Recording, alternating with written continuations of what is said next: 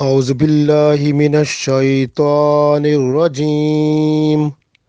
بسم الله الرحمن الرحيم.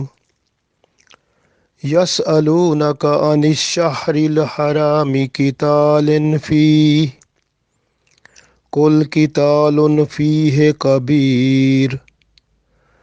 وصد عن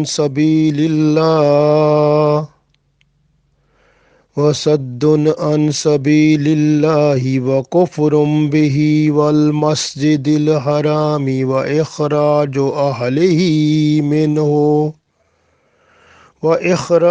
أهله منه أكبر عند الله والفتنة أكبر من القتل ولا يزالون يقاتلونكم حتى يردوكم عن دينكم إن استطاعوا ومن يرتد منكم عن دينه فيمت وهو كافر فأولئك حبطت أعمالهم في الدنيا والآخرة وأولئك أصحاب النار هم فيها خالدون۔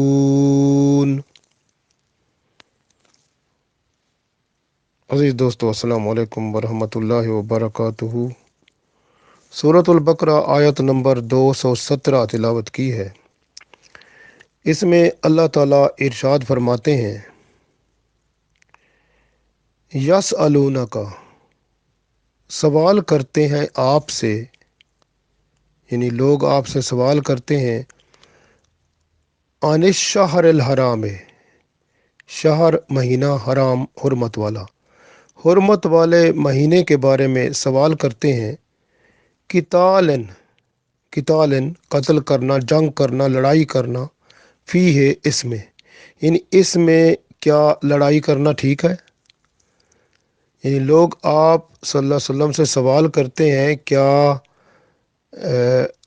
حرمت والے مہینے میں لڑائی کرنا ٹھیک ہے؟ حرمت والے مہینے جیسے محرم، ذوالقعدہ، ذوالحج اور رجب، 4 مہینے ہیں۔ ان 4 مہینوں میں کیا لڑائی کرنا، جنگ کرنا ٹھیک ہے، جائز ہے؟ یہ سوال لوگ کر رہے تھے، صحابہ کرام رضوان اللہ علیہم اجمعین۔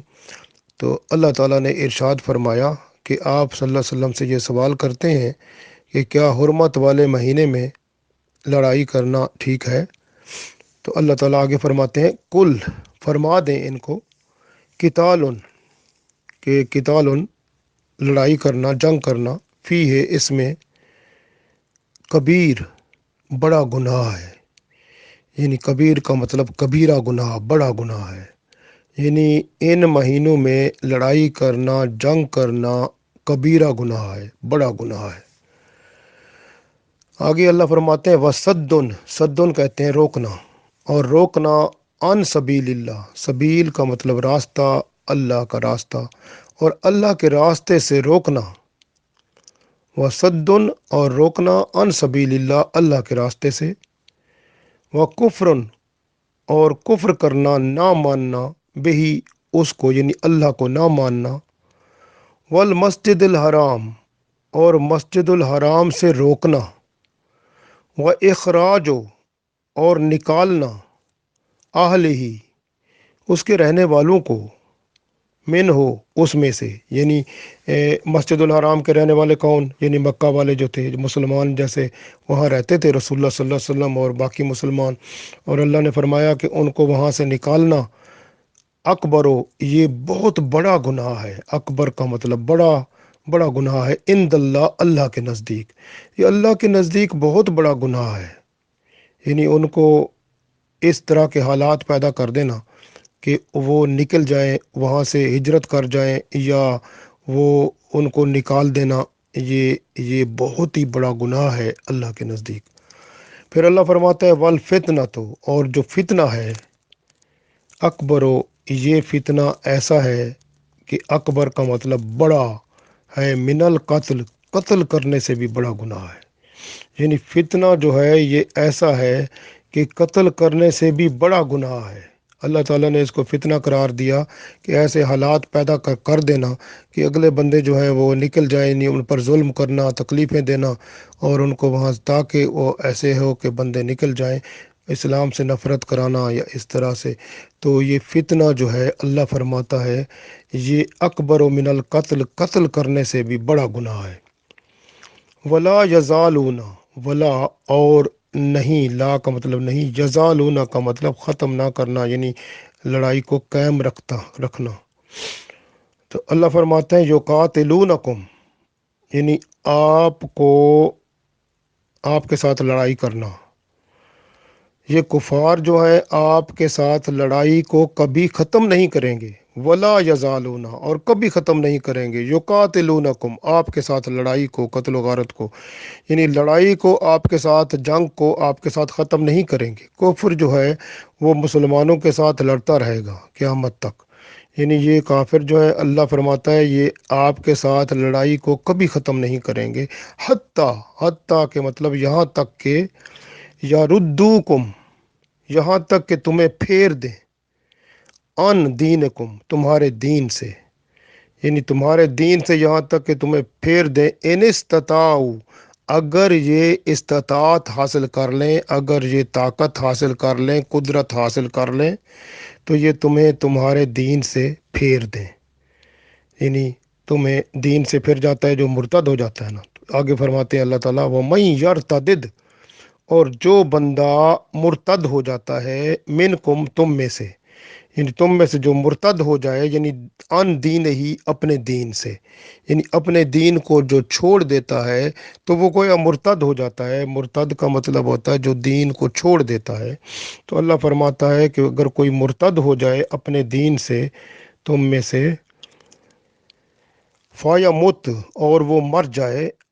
वह हुआ काफिरुन, तो वो काफिर ही मर गया, यानी वो काफिर ही मर गया, यानी मरा तो फिर उस वक्त जब वो मुर्तद था तो वो कुफ्र में मर गया।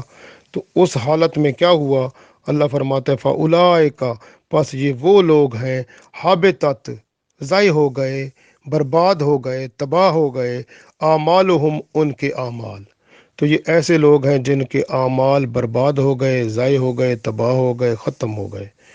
फिर दुनिया, जो दुनिया में उन्होंने किए सारे अमाल ख़त्म, नेक अमाल कुछ भी नहीं। वल आखिरत, आखिरत जो आखरत के लिए किए सारे, ना दुनिया में उनको फ़ायदा, ना आखरत में कोई ये अमल उनको फ़ायदा देंगे। ये सारे अमाल उसके दुनिया और आखरत के सब,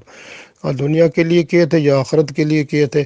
सब के सब अल्लाह ने उनके अमाल बर्बाद कर दिए, तबाह हो गए, ख़त्म हो गए, क्योंकि वो अपने असल दीन से जो फिर गए,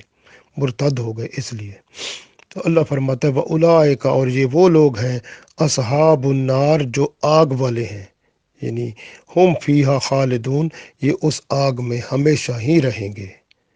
तो अल्लाह ताला ने इरशाद फरमा दिया इन सब लोगों के बारे में जो मुर्तद हो जाते हैं, जो कुफ्र वालों की बात मान लेते हैं। अब इसका एक दफ़ा फिर हम तर्जमा कर लेते हैं। अल्लाह ताला इरशाद फरमाता है यस अलूना का अनिशहरिल हराम, ये आपसे सवाल करते हैं कि अशहरुल हराम कितालन फी, क्या हुर्मत वाले महीने में लड़ाई यानी जंग करना ठीक है। कुल कितालन फ़ी है कबीर, अल्लाह फरमाता है उनसे आप फरमा दें कि इसमें लड़ाई करना कबीरा गुनाह है। वसद्दुन अन सबीलिल्लाह, और अल्लाह के रास्ते से रोकना, व कुफ्रुम बिही, और अल्लाह को ना मानना, वल मस्जिदिल हराम, और मस्जिदिल हराम से रोकना, व इखराज आहलिही मिन हो अकबर इंदल्लाह, और इसके लोगों को यानी मक्का के लोगों को हिजरत पर मजबूर कर देना, कि वहाँ से उनके घरों से निकालना अल्लाह के नज़दीक ये बहुत बड़ा गुनाह है। वल फितना तो अकबरो मिनल कत्ल, और ये फितना कत्ल से भी बढ़कर है। ولا یزالون یقاتلونکم، اللہ فرماتا ہے اور وہ کفار جو ہیں آپ کے ساتھ اپنی لڑائی کو، جنگ کو جاری رکھیں گے، حتی یردوکم عن دینکم، یہاں تک کہ وہ اگر استطاعت پالیں، قدرت پالیں تو آپ کو آپ کے دین سے پھیر دیں۔ یردوکم عن دینکم یعنی آپ کو آپ کے دین سے پھیر دیں، ان استطاعوا اگر وہ استطاعت پالیں، قدرت پالیں تو یہ ایسا کام کر دیں۔ وَمَن يَرْتَدِدْ مِنْكُمْ عَنْ دِينِهِ، اللہ فرماتے ہیں اور پھر جو پھر جائے آپ میں سے دین سے، مرتد ہو جائے تم میں سے یعنی اپنے دین سے، فیمت اور وہ مر جائے، وہ کافرن تو وہ کافر ہے یعنی کفر میں مر گیا، فاولئک پس یہ وہ لوگ ہیں، حبطت اعمالہم جن کے اعمال ضائع ہو گئے، برباد ہو گئے، فی الدنیا دنیا میں، والآخرہ اور آخرت میں، وَأُولَٰئِکَ أَصْحَابُ النَّارِ اور یہ وہ لوگ ہیں جو آگ والے ہیں، دوزخی ہیں، ہم فیہا خالدون اس میں دوزخ میں یہ ہمیشہ ہمیشہ رہیں گے۔ اس آیت کا شان نزول یہ ہے، ابھی جب رسول اللہ صلی اللہ علیہ وسلم مکہ شریف سے ہجرت کر کے مدینہ شریف تشریف لے آئے، ابھی 2 سال ہی گزرے تھے، تو کفر جو مشرکین مکہ تھے مسلمانوں کے خلاف لڑائی جھگڑے کا کئی دفعہ انہوں نے پروگرام بنایا اور اس طرح حربیں کرنے کی کوشش کر رہے تھے۔ تو رسول اللہ صلی اللہ علیہ وآلہ وسلم نے ایک چھوٹی سی صحابہ کرام کی جماعت بھیجی تاکہ وہ دشمنوں کے عزائم کا پتہ چلائے اور معلومات لے کر آئے۔ تو یہ جنگ بدر سے تقریباً 2 مہینے پہلے کی بات ہے۔ تو رسول اللہ صلی اللہ علیہ وآلہ وسلم نے یہ جو صحابہ کرام کی جماعت تھی جس میں عمار بن یاسر رضی اللہ تعالیٰ عنہ بھی تھے، ابو حذیفہ بن عتبہ رضی اللہ تعالیٰ عنہ بھی تھے، سعد بن ابی وقاص رضی اللہ تعالیٰ عنہ تھے، عتبہ بن غزوان رضی اللہ تعالیٰ عنہ تھے، سہیل بن بیضہ رضی اللہ تعالیٰ عنہ تھے، عامر بن فہیدہ رضی اللہ تعالیٰ عنہ تھے، واقد بن عبداللہ رضی اللہ تعالیٰ عنہ تھے۔ تو اسی طرح سے حضرت ابو عبیدہ بن جراح رضی اللہ تعالیٰ عنہ جو ہیں، رسول اللہ صلی اللہ علیہ وسلم نے پہلے ان کو اس چھوٹی سی جماعت کا سربراہ بنایا، اور ان کا کام کیا تھا کہ مشرکین مکہ کا پتہ چلائیں کہ دشمن ہمارے لیے کون سے غلط ارادے اور کون سے ایسی حکمت عملی بنا رہا ہے تاکہ ہمیں معلوم ہو، ہم اس سے ہوشیار ہو جائیں۔ تو ابو عبیدہ بن جراح رضی اللہ تعالیٰ عنہ کو رسول اللہ صلی اللہ علیہ وسلم نے اس چھوٹے سے فوجی قافلے کا سربراہ بنایا۔ لیکن جب ابو عبیدہ رضی اللہ تعالیٰ عنہ جب جانے لگے تو رسول اللہ صلی اللہ علیہ وسلم کی جدائی کے صدمے سے رو دیے، تو ان کے رونا ایسا تھا کہ آپ صلی اللہ علیہ وسلم نے پھر ان کو روک لیا، اور پھر حضرت عبداللہ بن جحش رضی اللہ تعالیٰ عنہ جو رسول اللہ صلی اللہ علیہ وسلم کے پھوپھی زاد بھائی بھی ہیں، ان کو پھر آپ صلی اللہ علیہ وسلم نے اس چھوٹے سے قافلے کا سپہ سالار بنایا، اور پھر ان کو بھیجا اور ایک خط بھی ساتھ بھیجا کہ آپ نے راستے میں کھولنا ہے۔ تو اس میں لکھا تھا کہ آپ نے نخلا کے مقام پر جو طائف اور مکہ کے درمیان واقع ہے وہاں پر جا کر دشمنوں کی نقل و حرکت دیکھنی ہے اور اس کے بارے میں معلومات لانی ہے۔ تو یہ جمادی الثانی کی تاریخ تھی جب یہ قافلہ روانہ ہوا، جمادی الثانی کی آخری تاریخ تھی۔ تو یہ جب قافلہ روانہ ہو گیا تو اب یہ وہاں جب نخلا میں پہنچا اور وہاں پر انہوں نے ایک چھوٹا سا قافلہ مشرکوں کا دیکھا، اور پھر ایسا ہوا کہ ان سے لڑائی ہو گئی، اور لڑائی میں ان کا ایک آدمی جو ہے وہ قتل ہو گیا، ابن الحضرمی جو تھا وہ قتل ہو گیا، اور واقد بن عبداللہ رضی اللہ تعالیٰ عنہ سے تو اور اس طرح سے باقی 2 بندے قیدی ہوئے۔ تو ان کو ساتھ لے کر صحابہ کرام رضوان اللہ علیہم اجمعین اور کچھ ان کے پاس سامان جو کہ وہاں پر ان کو ملا وہاں سے،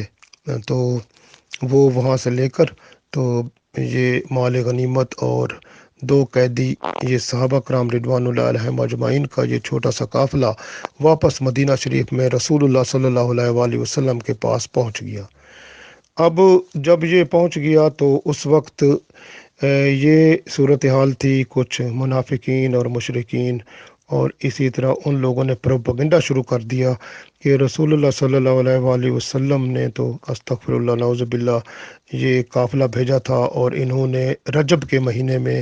یہ جو ہے انہوں نے اس بندے کو قتل کر دیا۔ تو یہ رجب کے مہینے میں تو لڑائی جھگڑا کرنا جو ہے وہ جائز نہیں ہوتا، لہٰذا یہ جو ہے آپ صلی اللہ علیہ وسلم نے ایک اصول توڑا، اور اس طرح کی باتیں انہوں نے پروپیگنڈا اتنا بنایا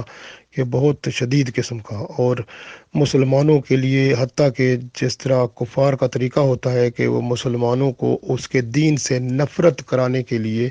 اور استغفر اللہ نعوذ باللہ اور رسول اللہ صلی اللہ علیہ وسلم سے، تاکہ یہ آپ صلی اللہ علیہ وسلم کے حکم کو نہ مانے، تو انہوں نے اس کو بڑھا چڑھا کر بیان کیا۔ تو اس طرح کی صورتحال جب پیدا ہوئی تو تب اللہ تعالیٰ نے یہ آیت نازل فرمائی۔ تو اس صورت میں اصل میں یہ تھا کہ جیسے چاند جو ہوتا ہے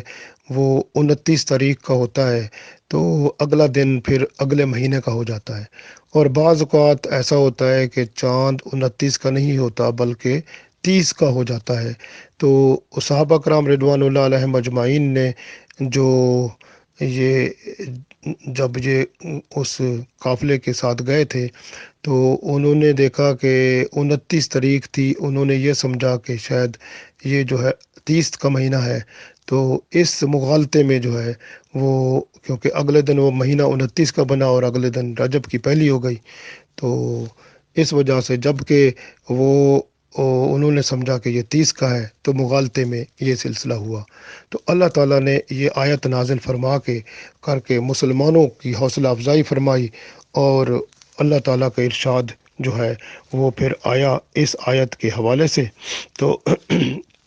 جس میں اللہ تعالیٰ نے یہ فرمایا کہ حرمت والے مہینے میں لڑائی جھگڑا کرنا حرام ہے بلکہ گناہ کبیرہ ہے،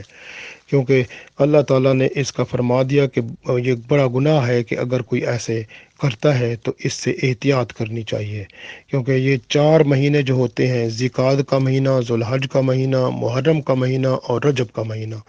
یہ مہینے محترم ہیں، اور ان میں کیونکہ رسول اللہ صلی اللہ علیہ وسلم کے زمانے سے پہلے ہی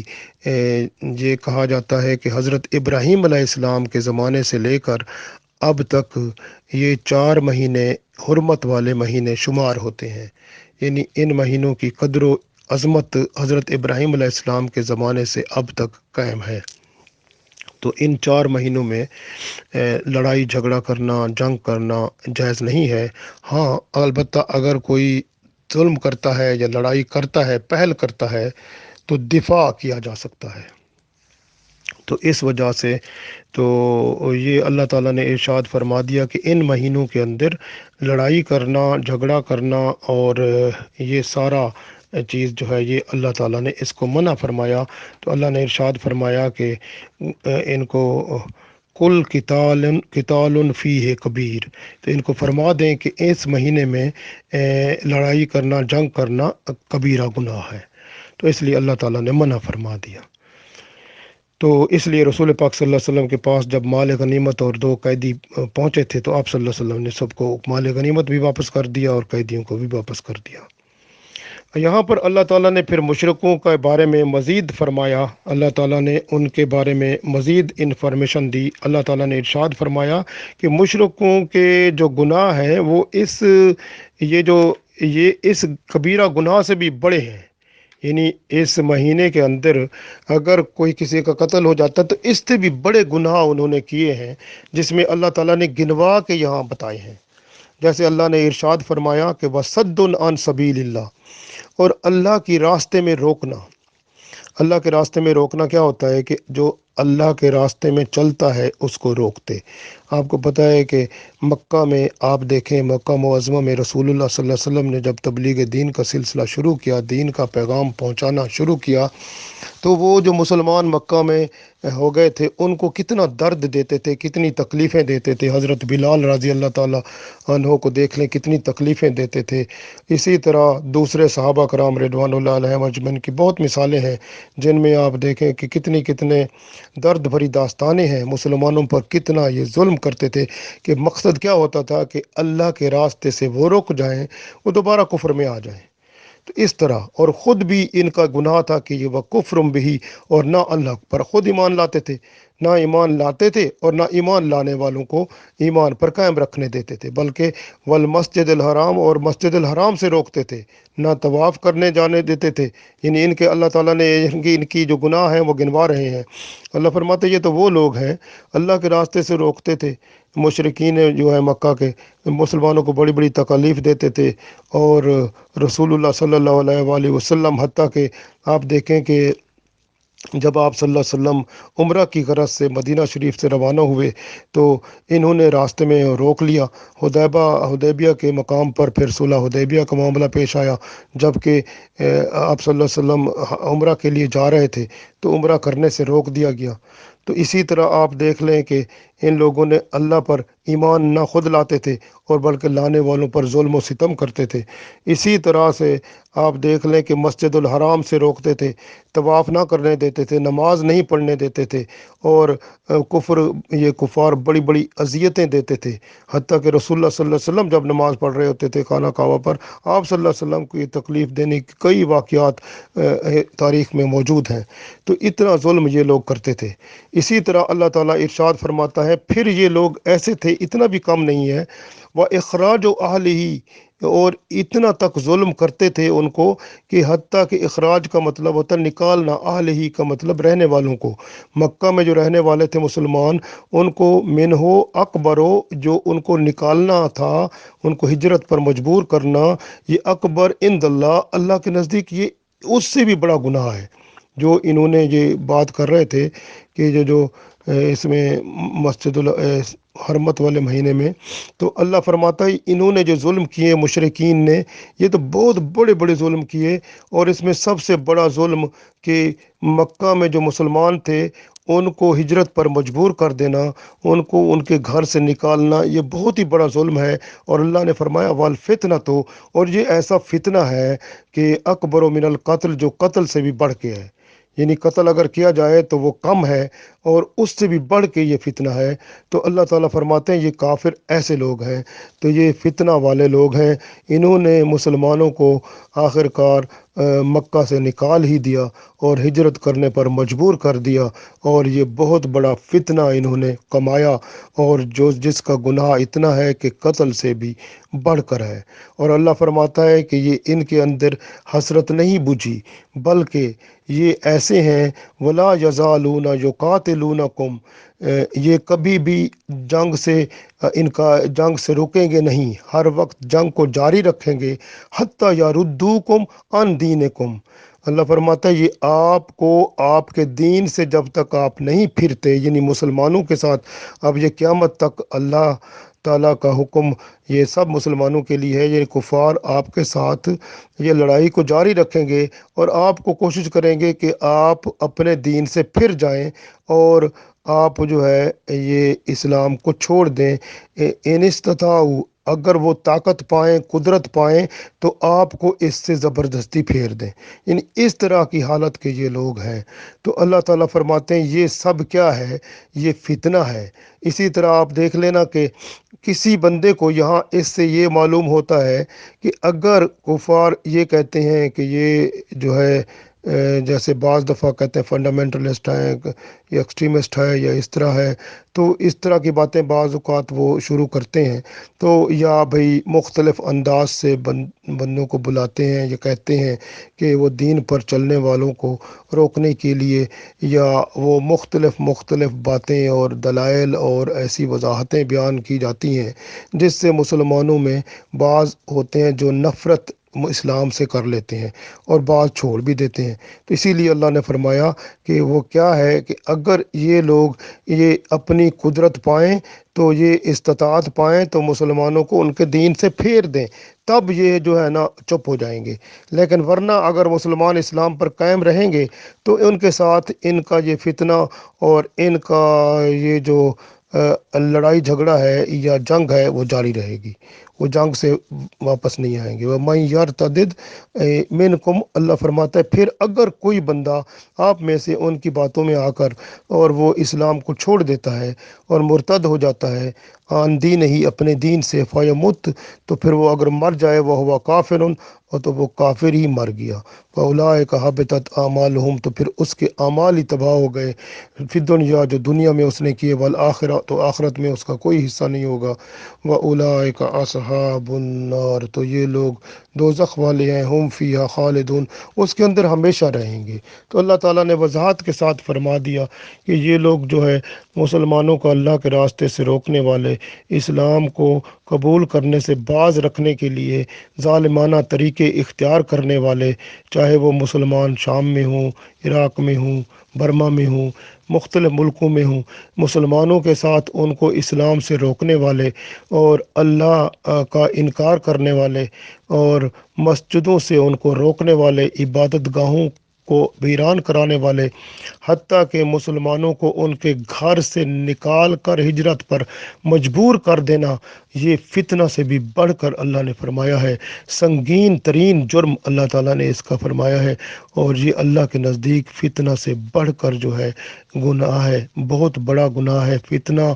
فرمایا وہ قتل سے بڑھ کر ہے، یعنی اگر قتل کیا جائے تو بندہ مر جاتا ہے تو اس سے بھی بڑھ کر ہی فتنہ ہے جو یہ اس طرح کا، یہ مسلمانوں کو روکنا، مسجدوں سے، ان کے گھروں سے ان کو نکال دینا اور ہجرت پر مجبور کر دینا اور ان کو تکلیفیں دینا، اذیتیں دینا اور ہولناک سزائیں دینا۔ اللہ فرماتا ہے پھر وہ تیار رہیں، اور قیامت کے دن ان کے لیے اللہ نے جہنم میں ایک خاص جو ہے عذاب تیار کر رکھا ہے، اور وہاں پر وہ رہیں گے۔ یہ مجرم جو ہیں، یہ اپنے جرم جو انہوں نے کیا ہے، ان کی سزا قتل سے بڑھ کر ہے، دنیا میں نہ ملی تو آخرت میں تو ہر صورت ان کو ملنی ہے۔ تو یہ اللہ تعالیٰ نے ارشاد فرمایا کہ مشرکین کا یہ گناہ فتنہ ہے اور جو قتل سے بڑھ کر ہے، اور اس کا اللہ تعالیٰ نے فرما دیا۔ آپ غور کریں اس بات پر کہ یہاں پر اس آیت میں اللہ تعالیٰ نے جو ارشاد فرمایا، پہلی بات یہ فرمائی اللہ تعالیٰ نے کہ ماہ حرام میں جنگ نہیں کرنی چاہیے، یعنی جو حرمت والے مہینے ہیں، جیسے یہ ذوالقعدہ کا مہینہ ہے، حج کا مہینہ ہے، اور محرم کا مہینہ ہے، یہ وہ مہینے ہیں جس میں مسلمان حج کی طرف جاتے ہیں، تو اس لیے فرمایا راستے میں نہ ان کو تکلیف دیں، نہ ان کو روکیں مسجد الحرام میں جانے سے، اور نہ ان کے لیے کوئی تکلیف دیں، نہ ان سے جنگ کریں، بلکہ ان مہینوں میں ادب اور احترام کریں اور لڑائی جھگڑا نہ کریں۔ اسی طرح رجب کا مہینہ، مسلمان رجب کے مہینے کا اس لیے احترام کرتے تھے پہلے شروع میں، تو وہ اس لیے کہ وہ جو ہے عمرہ کے لیے جاتے تھے مسلمان، تو اس لیے اللہ تعالیٰ نے ارشاد فرما دیا کہ جو ہے نا مسلمانوں کو اس میں فرما دیا کہ اللہ کی راہ سے روکنا بہت بڑا جرم ہے، اور دین حق سے لوگوں کو روکنا، ان کے لیے مختلف دلائل، مختلف باتیں اور مختلف طریقے اور مختلف حربے اور اس طرح کی چیزوں سے، جس طرح سے مسلمانوں کو موٹیویٹ کرنا، پرسویٹ کرنا، یا ان کو اس طرح سے تاکہ وہ اسلام سے نفرت کریں، دین سے نفرت کریں،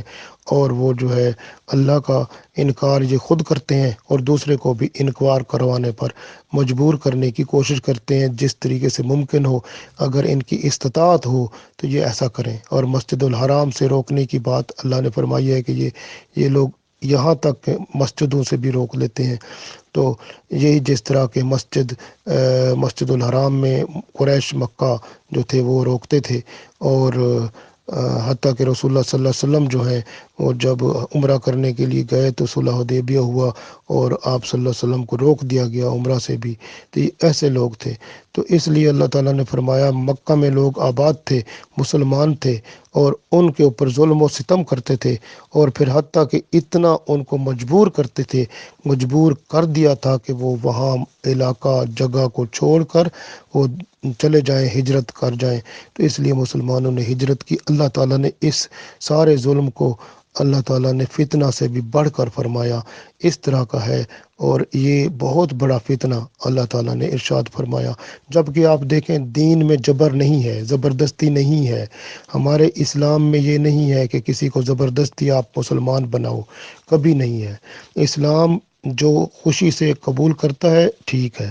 زبردستی کچھ بھی نہیں ہے اسلام میں۔ تو اسلام کے اندر دین جو پھیلا ہے وہ محبت سے پھیلا ہے، تو یہ دین میں جبر نہیں ہے۔ فتنہ اللہ تعالیٰ فرماتا ہے دین میں جبر پیدا کرنا فتنہ ہوتا ہے۔ تو یہ جو ہے کفار مسلمانوں کے دائمی دشمن ہیں، کفار مسلمانوں سے عداوت کو جاری رکھیں گے۔ جہاں تک ان کی طاقت ہوگی وہ اس طاقت کو استعمال کر کے مسلمانوں کو ان کے دین سے ہٹانے کی پوری کوشش کرتے رہیں گے، اور یہ مسلمانوں کو دین سے منحرف کرنے میں وہ اپنی جتنی بھی ان کی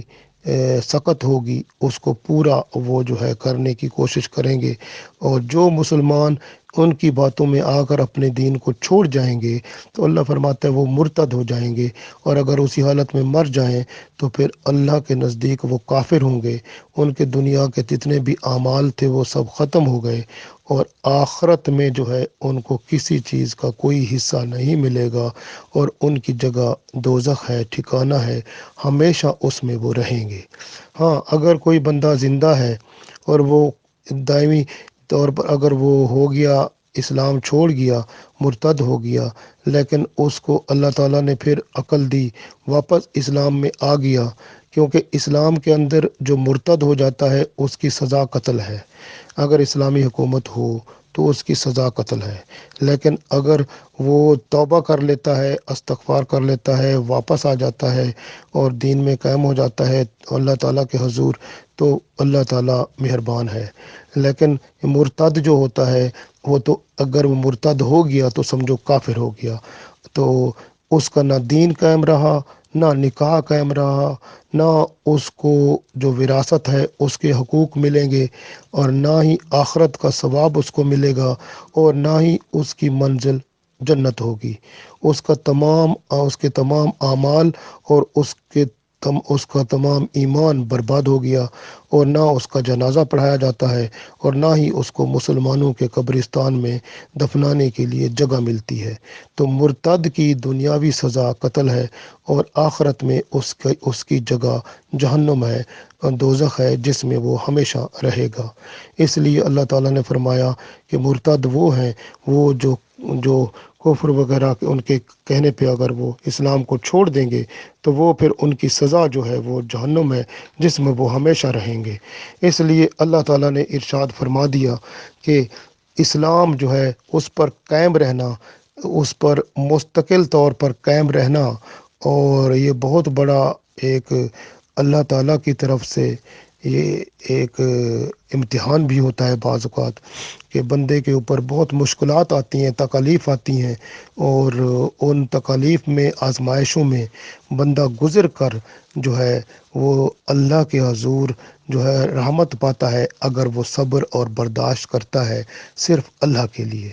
اور اللہ کی یاد میں، اللہ کی محبت میں، اپنے رسول اللہ صلی اللہ علیہ وسلم کی اطاعت کرتے ہوئے وہ پھر جنت کا مقام پاتا ہے۔ اس لیے عبادت الہی اور اطاعت رسول صلی اللہ علیہ وسلم اور صراط مستقیم ہی ہمارے لیے وہ راستہ ہے جو شریعت محمد صلی اللہ علیہ وسلم پر چل کر یہاں دنیا اور آخرت میں کامیابی اور کامرانی کا زینہ ہے۔ اللہ تعالی ہم سب کو اس پر چل کر کامیاب فرمائے، آمین۔